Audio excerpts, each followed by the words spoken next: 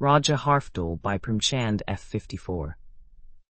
Adapted and modified by Kulwant Singh Sandhu.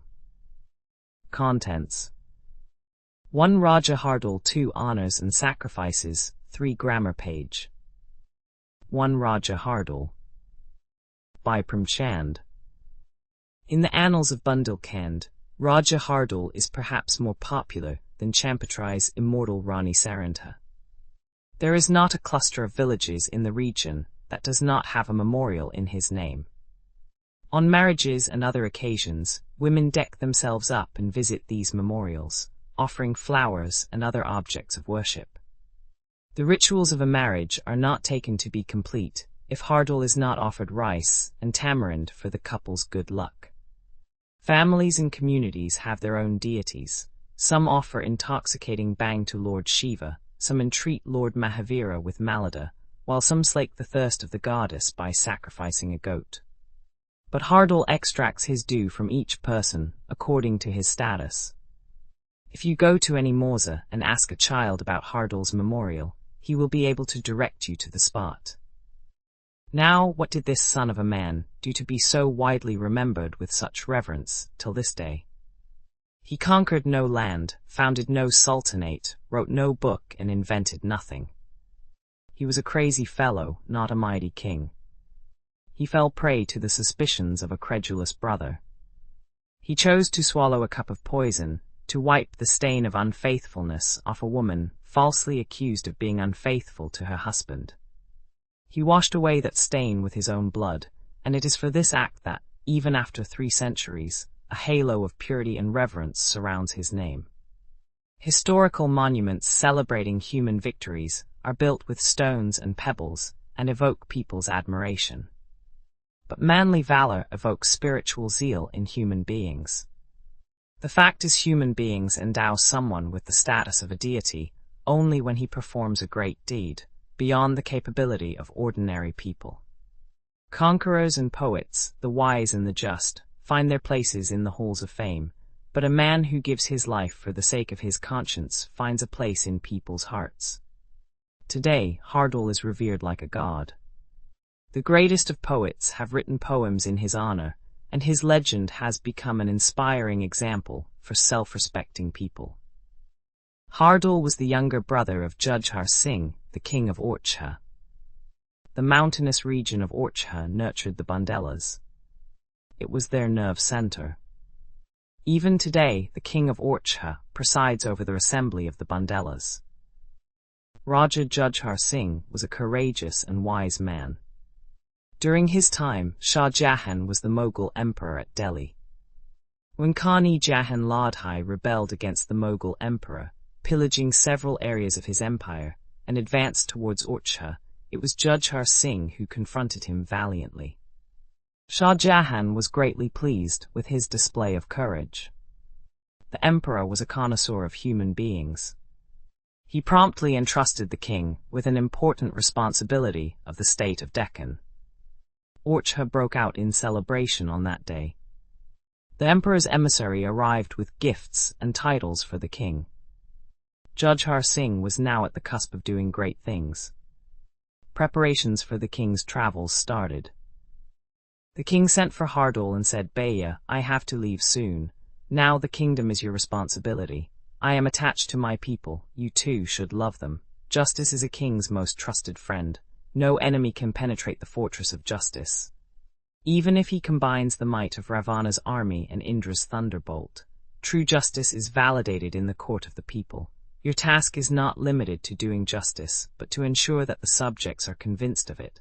What more should I say? You are a wise man yourself saying this." He took off his turban and placed it on Hardaul's head. Hardaul began to cry and fell at the king's feet. Then the king went to the queen's chamber to bid her farewell. The queen was standing at the doorstep, weeping. She fell at his feet when he arrived. Jujhar Singh pulled her up, took her in his arms and said, "Sweetheart, this is not the moment to weep. Bundela women never weep on such occasions. We shall meet again soon by God's grace. Keep your love for me intact. Hardaul will administer the state during my absence. He's still a young boy, unaware of the ways of the world. Do help him with your advice." The queen was choked from crying continuously. He tells me that Bundal women do not cry on such occasions. Probably they do not have hearts or do not feel the ache of love. The queen controlled her emotions, joined her hands and looked at the king smilingly. Was it really a smile? Just as a lamp in a dark field accentuates darkness, similarly the queen's smile only indicated her deep sorrow. Hardaul began to rule the state after Jujhar Singh's departure. Within a short time, he won the hearts and minds of his subjects through his just conduct and love for them. People forgot Jujhar Singh. While Jujhar Singh had both friends and enemies, Hardaul's nature made everyone his friend. He was cheerful, handsome, and soft-spoken. Anyone who talked to him once became his admirer for life. Everyone had easy access to him. The doors of his durbar remained open to everyone, day and night. Orchha had never had the good fortune to have a king who was so dear to everyone. He was generous, wise, and a patron of knowledge and the arts. But the greatest quality he had was courage, of which he was an embodiment. A nation that depends on physical might for its survival cannot but take pride in the physical courage of its king above everything else. Hardaul wielded his sword with dexterity and courage. He began to rule over the minds and hearts of his subjects, which was a more difficult feat than to rule over a state and treasury. A year passed in this way. Meanwhile, Jujhar Singh, through his administrative skill, had been able to put the emperor's rule on firm footing in the Deccan. In Orchha, Hardaul seemed to have charmed his subjects through his magic. It was the month of Phagan in spring. The earth was resplendent with multiple colors, and the songs of the season ignited the fire of love in young hearts. The rabbi crop had ripened in the field, and looked like gold, and the granaries looked like palaces built of gold chaffs. This golden expanse exuded a sense of contentment, while peace reigned in the golden palace. It was at this time that Delhi's famed fencer, Qadir Khan, arrived at Orchha. The veteran fencers of the time recognized his supremacy in the art. From Delhi to Orchha, hundreds of worthy wrestlers had confronted him, but none were able to defeat him. Fighting with him was like fighting death. He did not hanker after rewards or bounties. He had a generous temperament just as. He had a courageous heart. On the very day of Holi, he had the following message announced in Orchha, accompanied with the beat of a drum. Qadir Khan of Delhi, the Lion of God, has reached Orchha. Those who feel their lives have become a burden should come forward and have their destiny decided. The brave Bundelas of Orchha were offended by this arrogant challenge. The sounds of battle drums drowned the musical notes of fog. Hardaul's fencing ring was the center for Orchha's wrestlers and fencers. That evening, all the veterans of the city assembled there. Kaldev and Baldev, the veterans of many encounters, were the pride of the Bundelas. These two wrestlers were chosen to crush Qadir Khan's pride. The following day, the entire population of Orchha converged on the huge ground beside the lake, in front of the fort. The youngsters had turned out in their finery, wearing colorful turbans on their heads and sandalwood tikas on their faces. With razor-sharp swords slung from their waists, they exuded manliness. The elderly people were also well turned out, with stretched mustaches, turbans tilted, and beards tied to their ears. Outwardly they looked old, but were very young in their hearts. Their manly energy could put the young to shame. Everyone was talking about the ensuing encounter. While the young were debating whether Orchha's honor would survive that day, the elders reassured them, saying Orchha had never been defeated. Seeing the enthusiasm of his brave men, Hardaul announced loudly, "Beware." Whether the honor of the Bundelas survives or not, their sense of fairness should not be questioned. Should anyone give our adversary a reason to say that the people of Orchha could not fight straight and took recourse to foul play, he should be treated as the enemy of our people. The sun had risen. Suddenly the drums were struck, and hope and anxiety created a tumult in people's minds. Kaldev and Kadir Khan girded their loins and entered the arena like tigers and embraced each other. Then swords were drawn and the encounter commenced. Flashes of lightning began to emanate from two clouds. For 3 full hours, it seemed as if two fire-spitting pythons were at war. Thousands of people in the arena watched this spectacle in rapt attention and total silence. Only when Kaldev served an adroit stroke or staved off a fatal assault, people craned their necks to get a better view, but no words escaped their lips. Sword clashed with sword within the ring, but for a discerning person, a more interesting spectacle was on display outside the ring, among the spectators. It was a constant struggle for the Bundela spectators to restrain themselves from breaking out into spontaneous outbursts of joy and despair. Indeed, it was a greater struggle than that was going on inside the ring. Suddenly, Kadir Khan screamed out, "Allahu Akbar." It sounded like a clap of thunder, and with it lightning seemed to strike Kaldev's head. The moment Kaldev fell, the Bundelas lost all restraint. Their faces reflected rage and injured pride. Thousands of people rushed frantically towards the ring. But Hardaul thundered, "Beware, no one shall take a step further." Hardaul's warnings chained the feet of the Bundelas. When the spectators were restrained, Hardaul entered the ring to check on Kaldev, and his eyes filled with tears.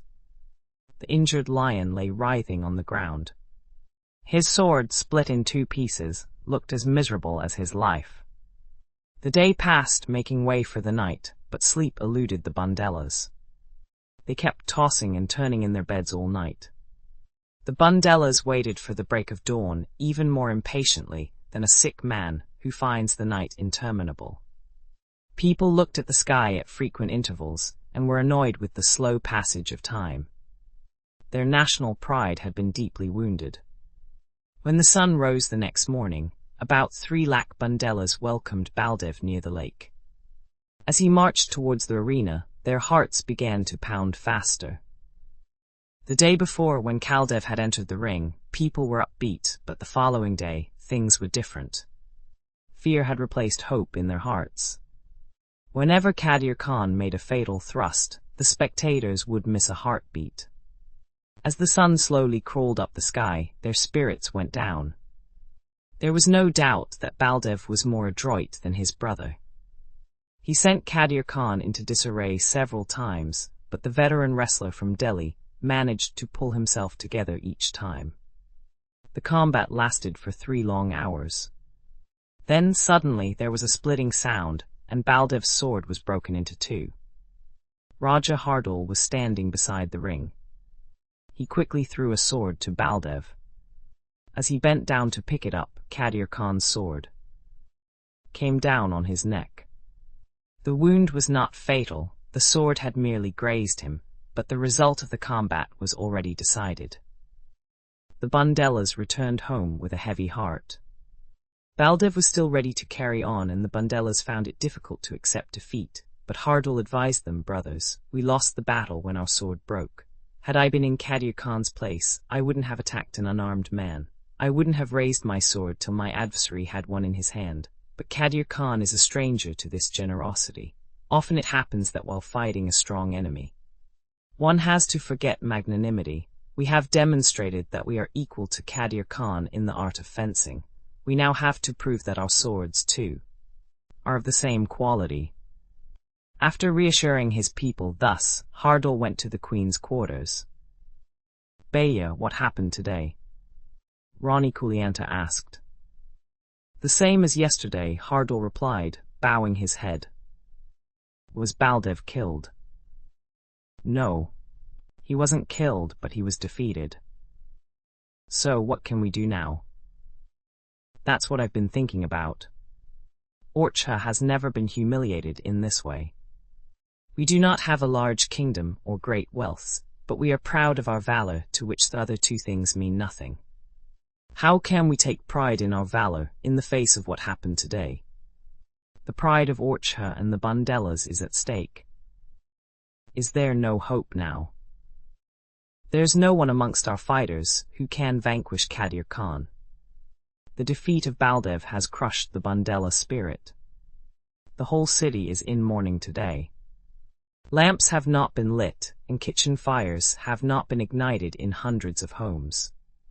The reputation and honor of our clan are in jeopardy. Baldev was my teacher. It would be discourteous on my part to enter the combat after his defeat. But if the Bundelas lose their reputation, then my life too will go with it. Qadir Khan is certainly great at the art of fencing, but our Baldev is not a lesser fighter. Qadir Khan's victory was due to his razor-sharp sword. If Baldev had Qadir Khan's sword, he would have certainly won the day. There is only one sword in Orchha that can match Qadir Khan's sword, and that belongs to my brother.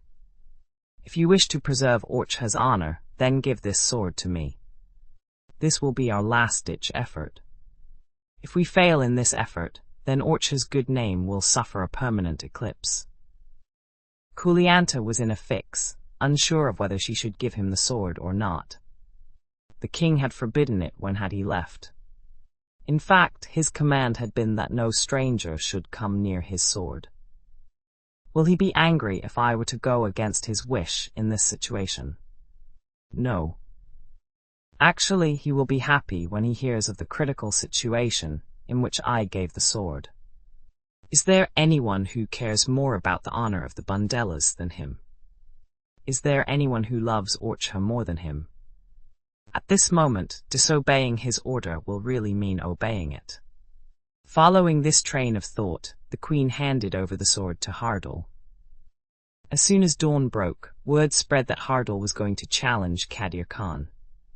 It was like a battle cry for the people. They stopped whatever they were doing and rushed frantically to the fencing arena. No one wanted Hardaul to take such a fatal risk. However, by the time the people reached the arena, they found that sparks were already flying there. It was difficult to fathom what the Bundelas were feeling in their hearts at that moment. As far as one could see, the wide expanse of the field was teeming with people. But there was absolute silence all round. All eyes were glued to the ring, and every heart sent up a prayer for Hardaul. The spectators' heartbeats skipped with each of Qadir Khan's strokes, while a wave of pleasure swept through them when Hardaul's sword made a thrust. If a combat was on between two brave fighters inside the arena, a similar contest was on between hope and despair among the people outside. Eventually, the timekeeper announced the conclusion of the first round, when Hardaul's sword fell like lightning on Qadir Khan's head. The Bundelas went wild with joy. They embraced each other, jumped and danced excitedly.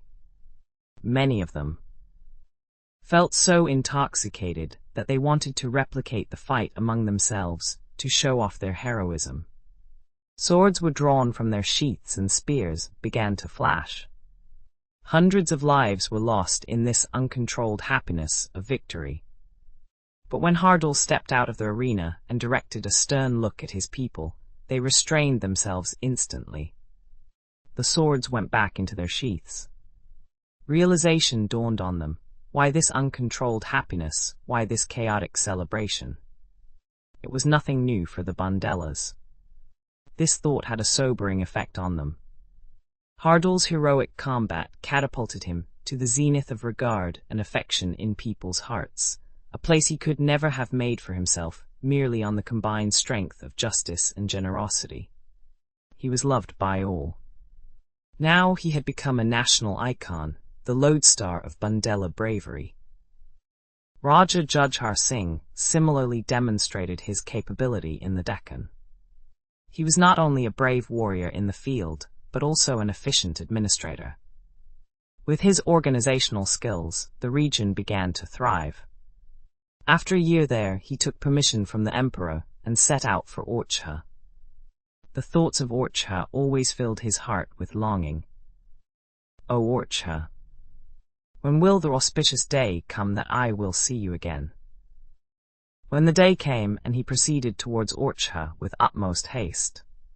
He had no sense of hunger or thirst. The affection of the people drew him with such force that he reached the forests of Orchha, while his men were left behind. It was noon and exceedingly hot. He got off his horse and rested under the shade of a tree. It was a coincidence that Hardaul, too, had set out on a hunting expedition on the same day to celebrate his victory. Hundreds of Bundela warriors were with him.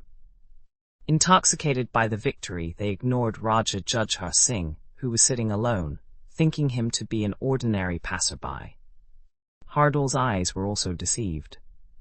He rode up to him with an air of conceit, and was about to ask who he was when the eyes of the two brothers met. The moment Hardaul recognized his brother, he jumped off his horse and touched his feet. Jujhar Singh, too, stood up and embraced Hardaul. But at the moment, there was no brotherly love in Jujhar's heart. It had been replaced by jealousy, only because Hardaul had not come barefoot in his presence to welcome him, and because his horsemen didn't pay their obeisance by lowering their heads from a distance. The two brothers reached Orchha in the evening. The Raja's homecoming was greeted with cheerful music. The city broke out in celebration, and musical soirees were held at places. The entire city was lit up.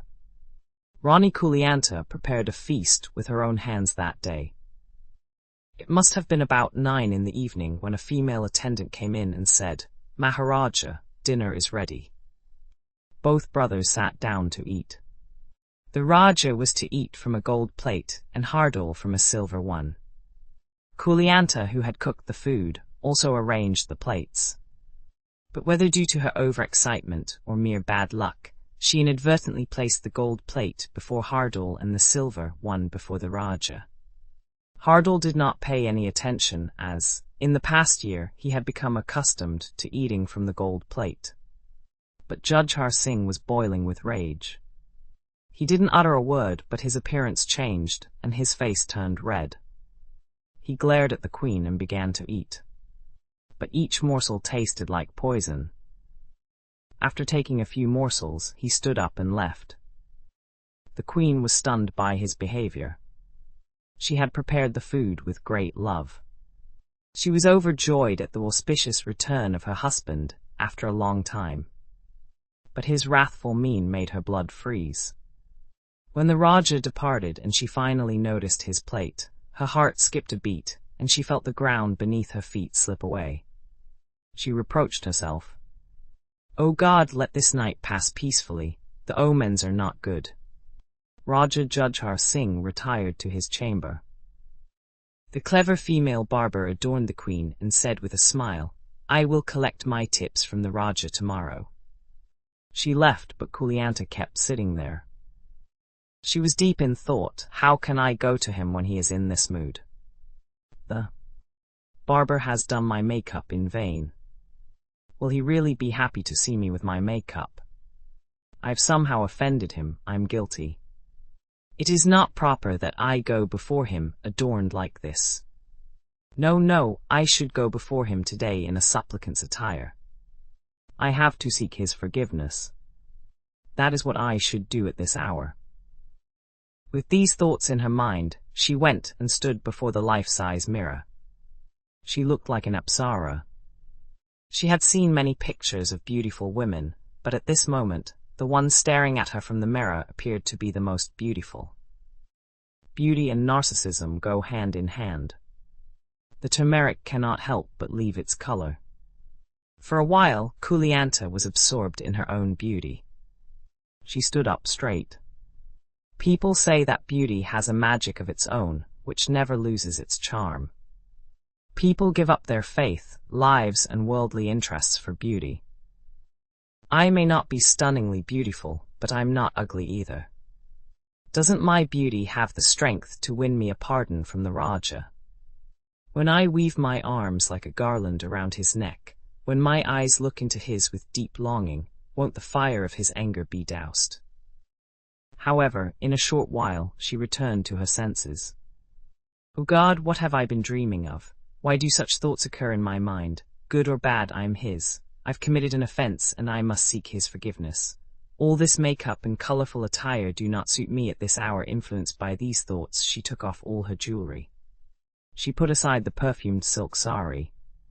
She removed the pearls adorning the parting of her hair, and wept copious tears. This night of union was more painful than the night of separation. Dressed humbly, she walked towards the Raja's chamber hesitantly. She reached the door but could not step inside. Her heart was pounding and her feet were shaking.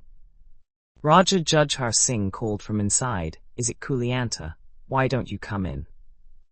"I daren't come in, great king. You've replaced my image in your heart with anger.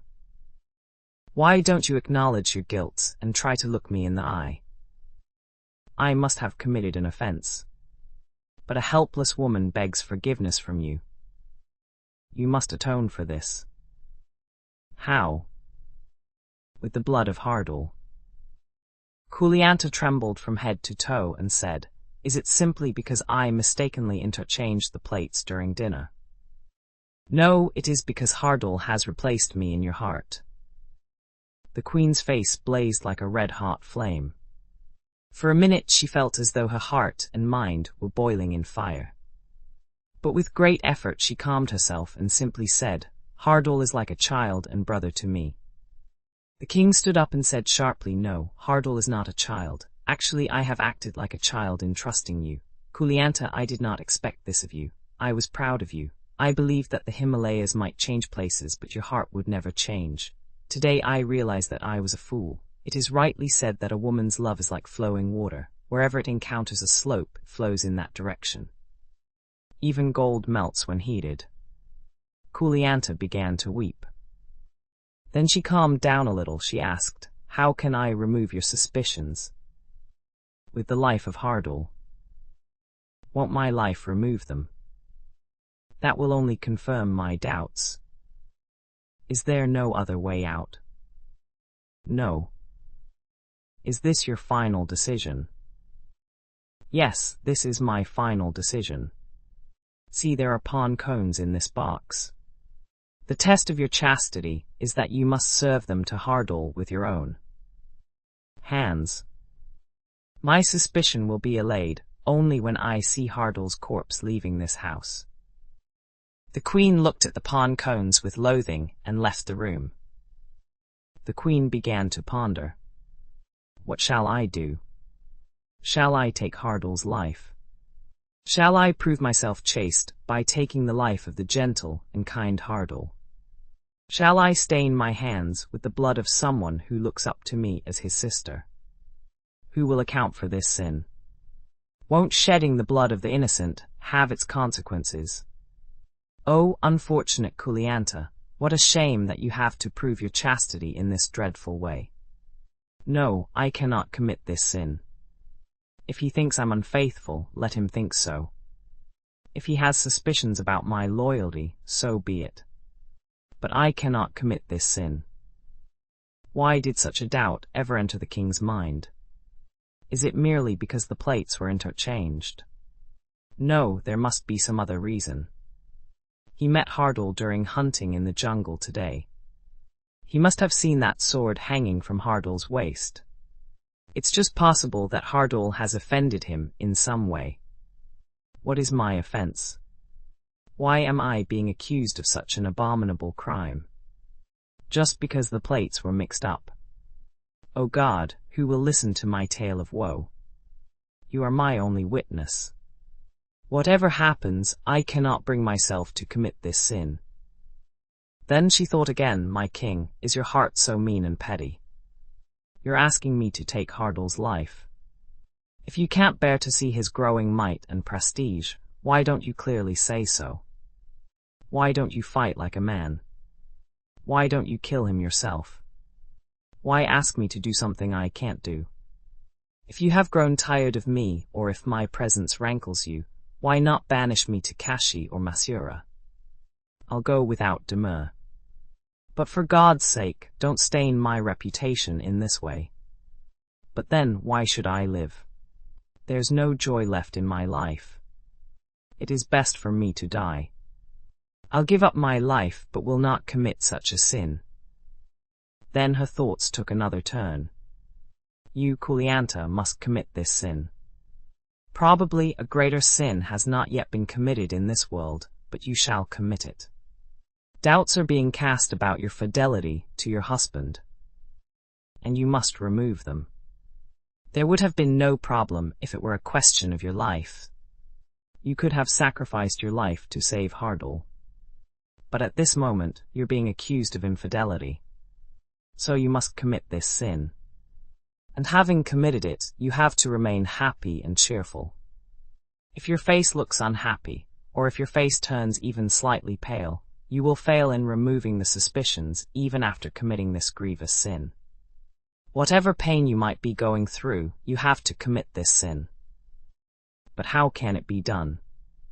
Must I be the one to kill Hardaul? The queen was shaken by this thought. No, I can't raise my hand against him. Dear Hardaul, I cannot serve you poison.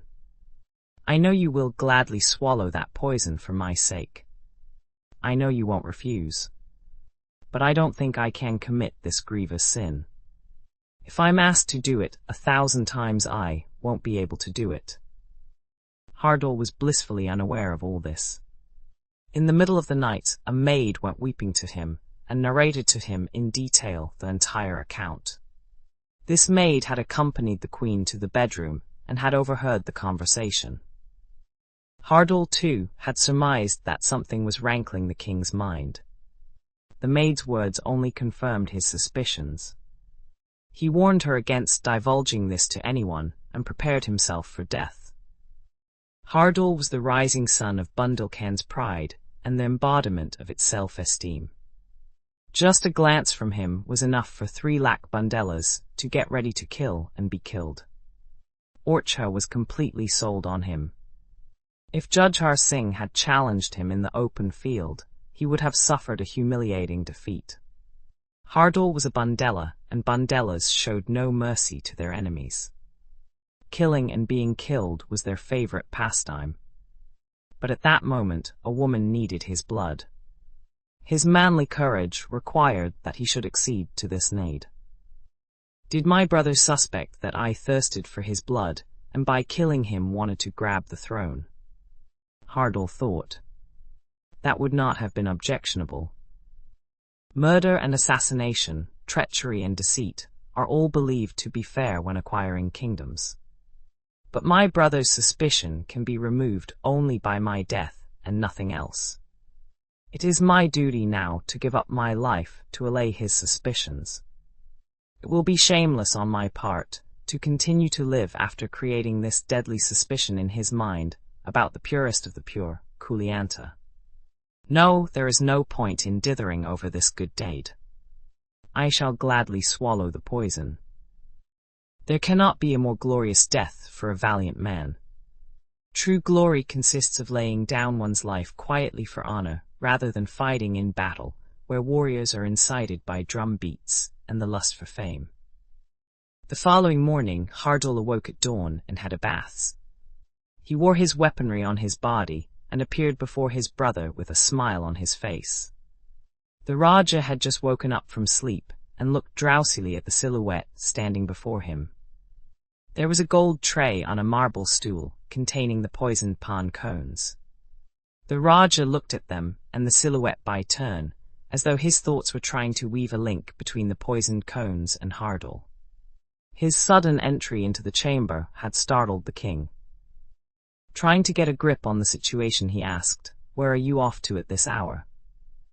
Hardaul's face was cheerful, as human beings are adept at concealing their innermost feelings.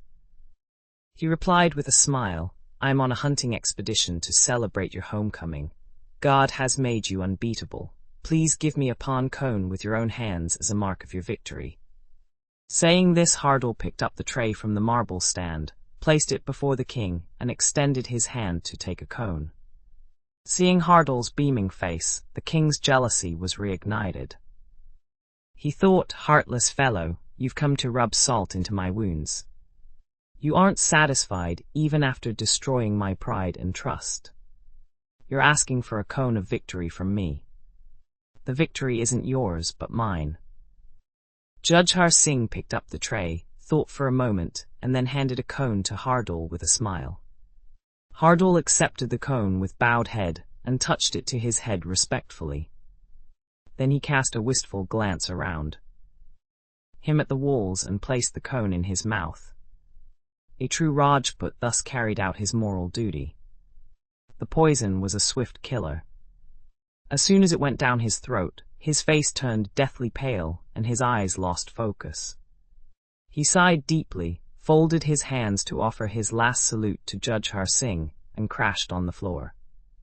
Beads of cold perspiration formed on his forehead, and his breathing quickened. But his face presented a picture of peace and contentment. Judge Har Singh sat immobile in his place. A cruel smile played on his lips, even as his eyes filled with tears. Light and darkness had mingled seamlessly. Two honors and sacrifices. Throughout history, the concepts of honor and sacrifice have been deeply intertwined, shaping the lives of individuals and the destinies of nations. Honor, often understood as recognition for noble deeds or adherence to a moral code, frequently demands sacrifice, whether it be time, comfort, or even life itself. The two are not mutually exclusive, but rather complementary, each giving meaning to the other. Sacrifices are the silent pillars upon which honors are built. Consider the soldier who lays down their life on the battlefield, not for personal gain, but for the safety of others. Their sacrifice is honored through medals, memorials, and the gratitude of those they protected.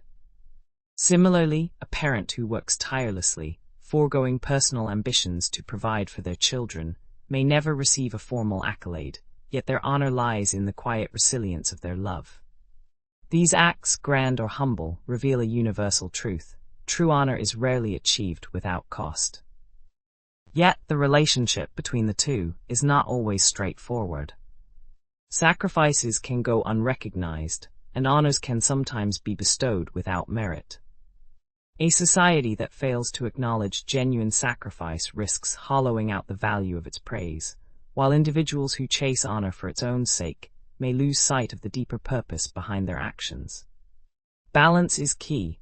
Honor should reflect sacrifice, and sacrifice should be driven by a sense of duty or conviction, not the promise of reward. In the end, honors and sacrifices remind us of our shared humanity.